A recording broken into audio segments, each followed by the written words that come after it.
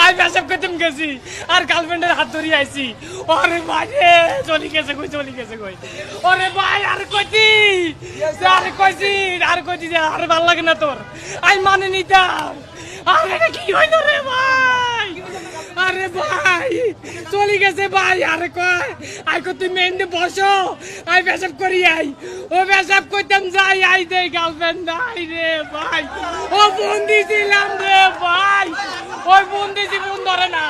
ও বোন বন্ধু মাতা রে ভাই, প্রেম করছিলাম ভালোবাসি। এত ভালোবাসার ভিতরে কেমনে দিতে আর বুকের মধ্যে সেলের গাদি উড়ে গেছে।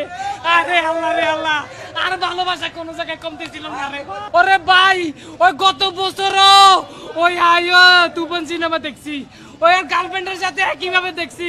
হিতির লগে বাদাম খাইছি, একই সিনেমা দেখছি। কান্ত এখনো মিলেমিশে আইছি, তবে হিতি আর এইভাবে বুকের মধ্যে সেলের গায়ে দিব আই কল্পনা করতাম।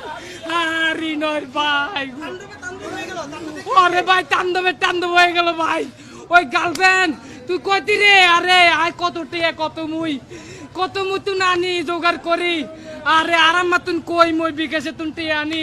এ সিনেমা হলের মধ্যে আইছি, আই তো আর গার্লফ্রেন্ডে বুঝতাম দি না যে আর কাছে টিয়া নাই। আমি মোর সবসময় নিজে অনেক বড় মনে করি। কথাই আছে নিজে সবসময় ছোট মনে করতে, তবে আর নিজের